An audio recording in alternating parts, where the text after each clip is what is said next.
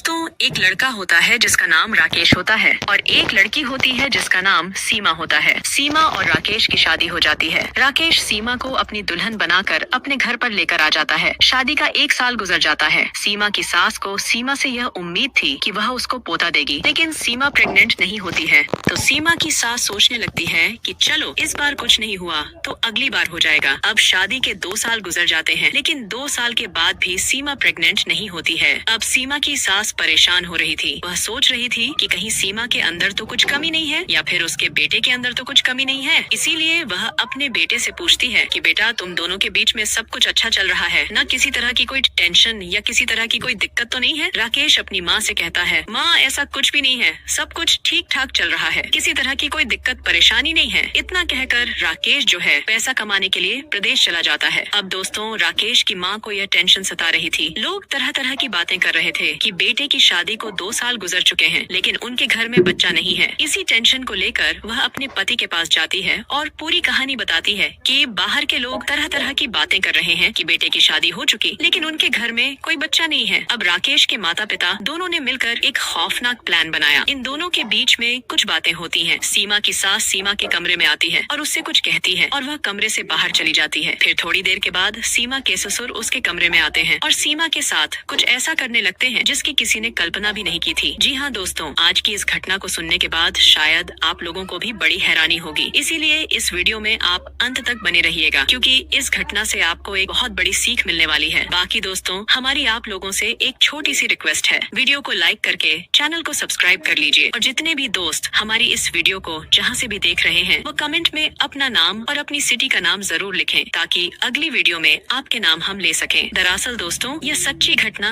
राजस्थान की है, जहाँ पर 3 लोगों का परिवार रहा करता था। राकेश अपने माता पिता का इकलौता बेटा था और दिल्ली में रहकर एक कंपनी में काम किया करता था और उसकी सैलरी भी अच्छी खासी थी। राकेश 2-3 महीने में एक बार राजस्थान जाया करता था। राकेश जवान था, देखने में भी काफी अच्छा था, इसीलिए उसके माता पिता सोचते हैं कि वह उसकी शादी करेंगे। तो उन्होंने अपने कई रिश्तेदारों से, कई दोस्तों से कहा था कि वह अपने बेटे की शादी करना चाहते हैं। कोई अच्छी लड़की हो तो बताओ। लगभग 2 महीने के बाद एक रिश्ता आता है। उस लड़की का नाम सीमा होता है। सीमा देखने में इतनी खूबसूरत थी कि जो भी उसे देखे उस पर मोहित हो जाएं। अब राकेश के पिता अपने बेटे को लेकर सीमा को देखने के लिए उसके घर पर चला जाता है। इन दोनों का चाय नाश्ता पानी होता है। फिर राकेश के पिता जब सीमा को देखते हैं तो एक ही नजर में उसे पसंद कर लेते हैं और शगुन के तौर पर कुछ रुपए सीमा के हाथ में रख देते हैं और कहते हैं कि आज से तुम हमारी बहू हो। अब इन दोनों का रिश्ता पक्का हो जाता है। आखिर वह दिन आ ही जाता है जब राकेश दूल्हा बनता है और बारात लेकर नीलम के घर पर पहुंच जाता है। बारातियों का खाना पना होता है और फिर राकेश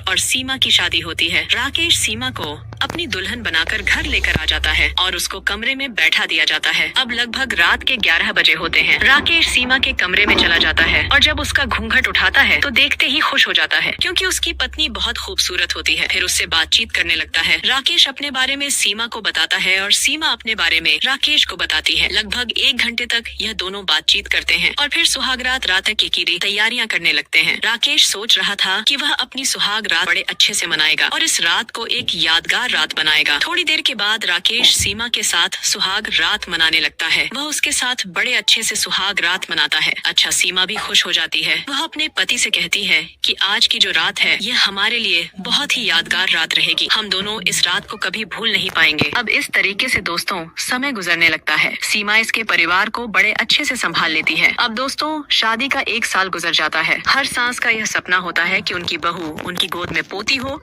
या फिर पोता दे दे, लेकिन शादी के 1 साल के बाद भी सीमा प्रेग्नेंट नहीं होती है। अब सीमा की सास को यह टेंशन सता रही थी कि आखिर मामला क्या है। वह सोचती है कि चलो इस बार कुछ नहीं हो पाया है तो अगली बार हो जाएगा। अब लगभग शादी के 2 साल गुजर जाते हैं, लेकिन सीमा फिर भी प्रेग्नेंट नहीं होती है। अब उसकी सास परेशान हो जाती है, क्योंकि आस पड़ोस के लोग भी ताने दे रहे थे कि बेटे की शादी को 2 साल गुजर चुका है, लेकिन उनके घर में कोई बच्चा नहीं है। अब सीमा की सास को यह बातें बुरी लगने लगती हैं। वह यह सोच रही थी कि कहीं सीमा के अंदर तो कमी नहीं है या फिर उसके बेटे के अंदर तो कमी नहीं नहीं है, इसीलिए वह अपने बेटे से भी पूछती है कि बेटा तुम दोनों के बीच में सब कुछ अच्छा चल रहा है ना? तो राकेश भी कहता कि माँ ऐसी तो कोई दिक्कत नहीं है, सब कुछ अच्छा चल रहा है, किसी तरह की कोई दिक्कत परेशानी नहीं है। अच्छा, राकेश अब कंपनी में काम करने के लिए दिल्ली चला जाता है। अब सीमा की सास अपने पति से जाकर कहती है कि बाहर के लोग तरह तरह की बातें कर रहे हैं, हमें ताने दे रहे हैं कि बेटे की शादी को 1 साल गुजर चुका है लेकिन अभी तक कुछ नहीं हो पाया है। अब लोगों के ताने सुन सुन के मैं तो बड़ी परेशान आ चुकी हूँ, अब करूँ तो क्या करूँ? अब नेहा के ससुर भी परेशान हो जाते हैं। अब दोस्तों शादी के 2.5 साल गुजर चुके थे, इसलिए सीमा के सास जो है अपने पति से मिलकर एक खौफनाक प्लान बना लेती है। वह अपने पति से कहती है कि हमें तो लगता है कि हमारे बेटे में ही कुछ कमी है, उसके बस की कुछ है ही नहीं, वह हमारी बहू के साथ कुछ करता ही नहीं होगा, इसीलिए बहू प्रेग्नेंट नहीं हुई है, लेकिन अब तुमको ही कुछ करना पड़ेगा। अब वह अपने पति से कह रही थी कि तुम जो है सीमा के कमरे में जाकर उसके साथ संबंध बनाओगे। अब जब सीमा के ससुर यह बात सुनते हैं तो वह घबरा जाते हैं। वह कहते हैं कि ऐसा कैसे हो सकता है, मैं अपने बेटे की पत्नी के साथ कैसे संबंध बना सकता हूँ? तो सीमा की सास अपने पति से कहती है कि तुम उसकी टेंशन मत लो, मैं सीमा से सारी बात कर लूंगी, सिर्फ तुम्हें उसके साथ जाकर संबंध बनाना है। अब सीमा के जो ससुर थे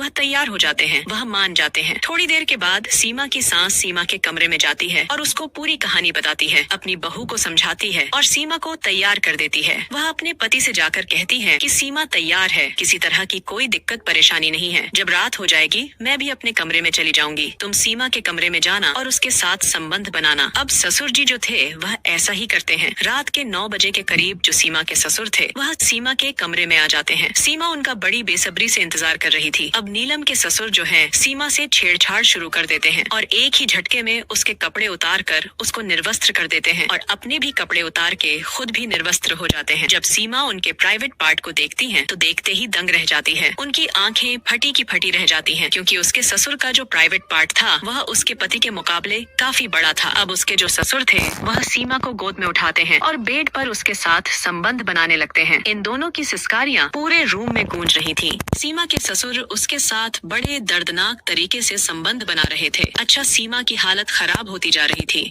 वह अपने ससुर से कह रही थी कि बस कीजिए, अब छोड़ दीजिए, आपके बेटे ने तो कभी इस तरीके से नहीं किया है, इसीलिए मैं प्रेग्नेंट नहीं हुई, लेकिन मुझे लगता है कि अब मैं प्रेग्नेंट हो जाऊंगी। इस तरीके से लगभग 1 घंटे तक यह दोनों संबंध बनाते हैं और जब थक जाते हैं तो वहीं पर लेट जाते हैं। इस तरीके से लगभग 15 दिन गुजर जाते हैं। 15 दिन तक लगातार सीमा के ससुर उसके कमरे में आते और लगातार उसके साथ संबंध बनाते। 1 महीना गुजर जाता है। 1 महीने के बाद जब सीमा अपनी टेस्ट करवाती है तो टेस्ट में यह पता लगता है कि सीमा प्रेग्नेंट हो गई है। अब सीमा जब यह बात अपनी सास को बताती है कि वह प्रेग्नेंट हो गई है तो सीमा की सास बड़ी खुश हो जाती है कि उसकी बहू प्रेग्नेंट हो चुकी है। अब बाहर के लोग उनको ताने देना बंद कर देंगे। हालांकि अब यह समझ में आ चुका था कि उनके बेटे में ही कमी है, इसीलिए बहू को कोई बच्चा नहीं हो रहा था। अब दोस्तों लगभग 2 महीने के बाद राकेश भी अपने घर पर आ जाता है और रहने लगता है। सीमा के साथ संबंध बनाने लगता है। लगभग 15 दिन के बाद उसको पता लगता है कि सीमा गर्भवती हो गई है, तो वह भी खुशी के मारे झूम उठता है। वह सोचता है कि यह बच्चा उसी का है, लेकिन उसको यह नहीं पता था कि यह बच्चा जो है उसके पिता का है। अब दोस्तों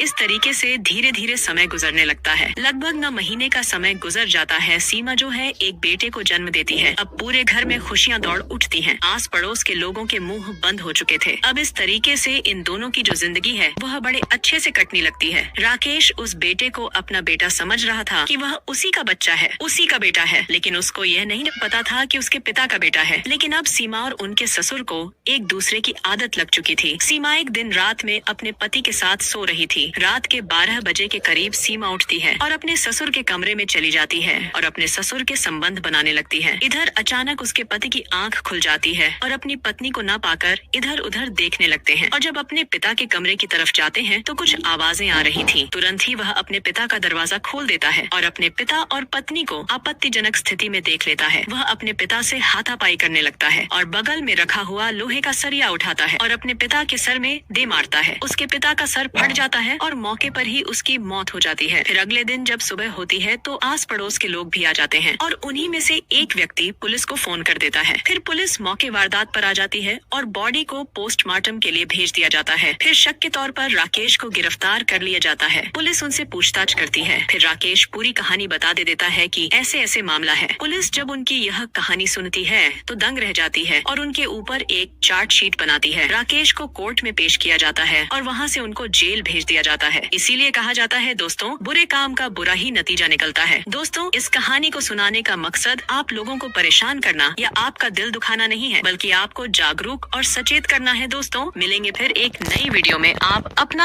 और